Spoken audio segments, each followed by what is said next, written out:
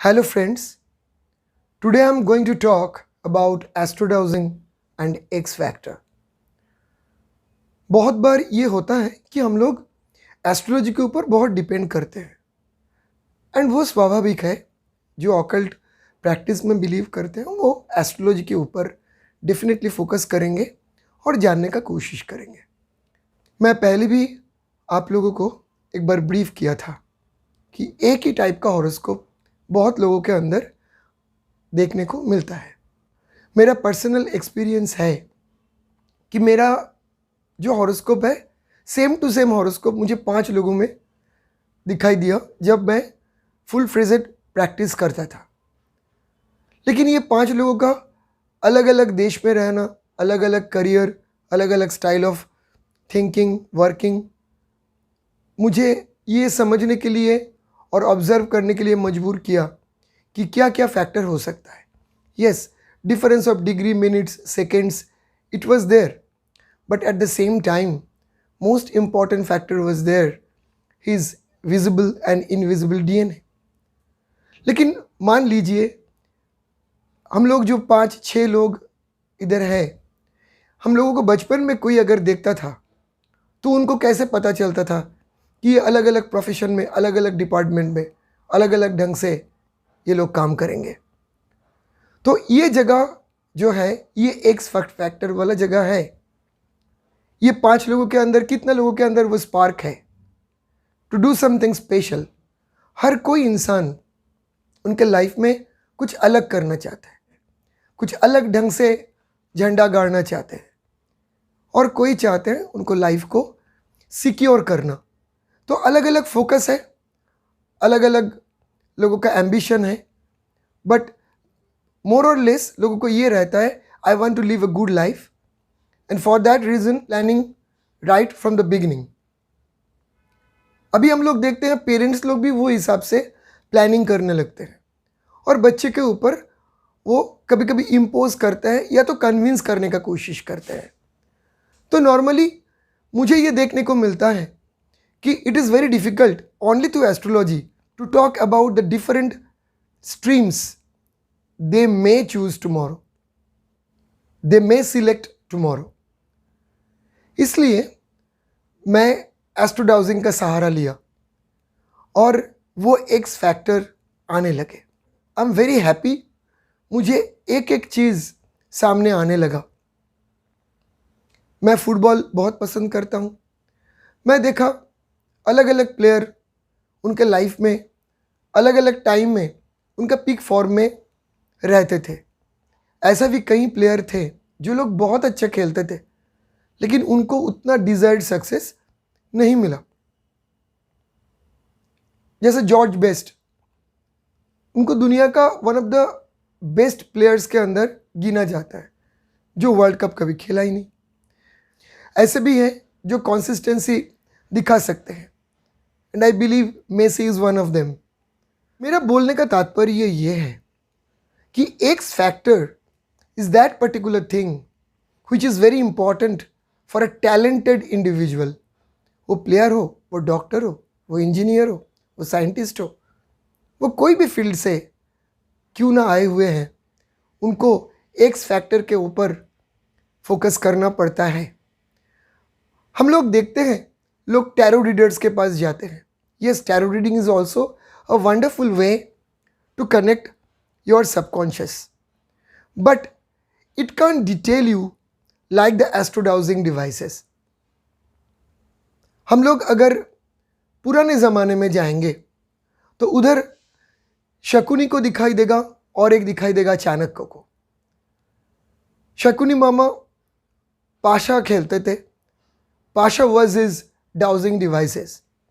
And through astrodowsing, not only he knows about his people, he can talk about the opponents.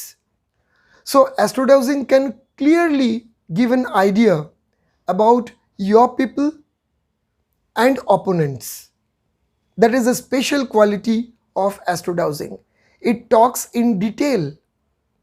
So that is the reason it was possible for Shakuni Mama to give a tough fight with Pandav where Krishna Bhagavan was there. इसीलिए शकुनी मामा पांडव को टक्कर दे सके, जिसके favour में कृष्ण भगवान खड़े थे, जिसके फेवर में मैदान में थे। भले ही वो युद्ध ना किया हो, लेकिन उनका बौद्धिक पांडव को प्राप्त होता था।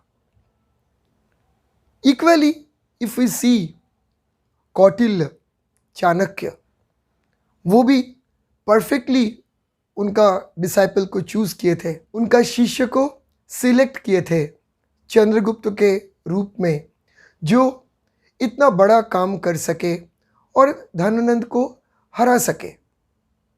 उनको ये कैसे पता चला था कि ये लड़के के अंदर वो टैलेंट या तो कैपेबिलिटी है, and that is only astrodowsing, that connecting subconscious.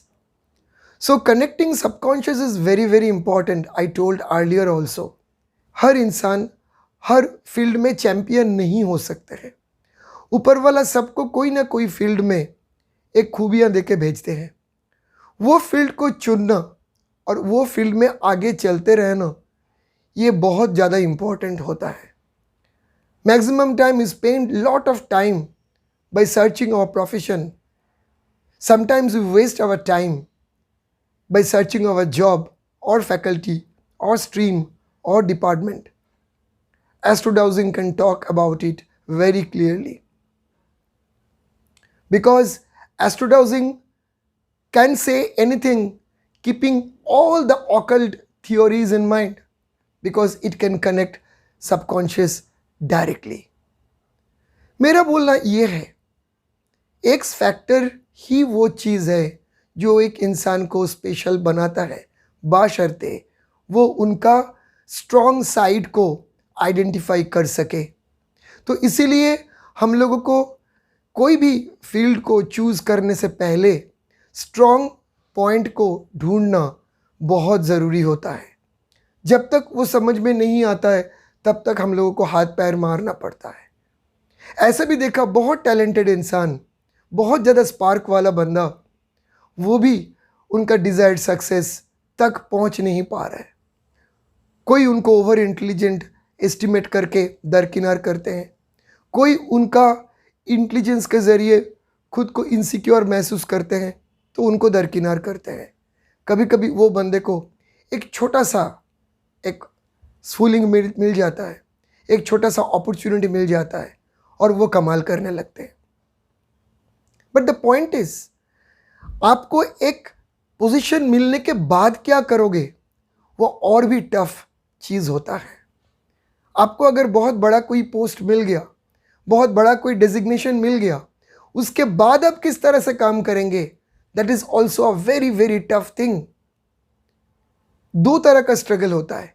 एक, नंबर 1 को अचीव करना, पॉइंट नंबर 2, नंबर 1 स्टेटस को जस्टिफाई करना और उसको मेंटेन करना. इसीलिए astrodowsing is important. It shows you your everything just like a mirror. आपका पॉजिटिव, आपका नेगेटिव, आपका अच्छा, आपका बुरा, वो सब कुछ दिखा देते हैं. वो सब कुछ दिखा सकते हैं. वो आपको बुरा लग सकता है, वो आपको अच्छा लग सकता है, लेकिन rectification is important.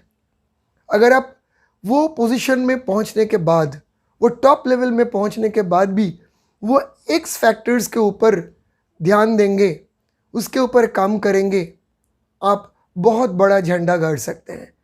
You can register your name in the history. So it is not important to achieve the first position, but it is very difficult to retain that first position. इसीलिए मैं हमेशा बोलता हूँ मेरा subject के चश्मे से कि always try to listen your criticism. कभी कभी क्रिटिसिज्म के अंदर आपका सक्सेस का बीज भी रह जाता है. इसीलिए जो लोग चापलूसी करते हैं उनसे दूर रहिए, और जो आपका क्रिटिसिज्म करते हैं उनका कभी कभी सुनने का कोशिश कीजिए. भले ही उनको ज़्यादा आप इम्पोर्टेंस ना दो, ज़रूरत नहीं है उनको ज़्यादा इम्पोर्टेंस देने का, लेकिन कम से कम एक एक पॉइंट के ऊपर गौर करना ज़रूरी होता है. Because sometimes that person is not speaking that person is speaking from his subconscious, और वो आपको आईना दिखा के निकल जाते हैं। तो ज़रूरी नहीं है कि कोई एस्ट्रोडाउजर आपको मिले, आम आदमी के ज़रिए भी कोई इंसान ऐसे सामने आ जाता है जो आपको करेक्ट करके आपका गलती को सुधार के निकल जाते हैं या सुधरने का टिप्स दे के निकल जाते हैं। तो उसके ऊपर भी गौर करना बहुत इम्पॉर्टेंट होता है। तो इसीलिए खुद के ऊपर प्रैक्टिस करना, खुद के ऊपर फोकस करना, आत्मचिंतन करना इम्पॉर्टेंट होता है। Introspection is very important. आज मैं मेरा वीडियो ख़त्म करने से पहले कुछ वास्तु टिप्स देना चाहता हूँ। मुझे लगता है ये वास्तु टिप्स भी एक तरह का एक्स फैक्टर ही है। अगर आप बहुत टैलेंटेड है और ये एक्स फैक्टर को आपने गौर नहीं किया, हो सकता है आपको तकलीफ़ का सामना करना पड़े। जैसा घर का उत्तर पूरब और दक्षिण पश्चिम दिशा बहुत इंपॉर्टेंट माना जाता है। North east and south west में अगर किचन या तो टॉयलेट हो, आपका डेवलपमेंट या आपका अपग्रेडेशन इन करियर, आपका सक्सेस बहुत ज़्यादा प्रभावित हो सकता है।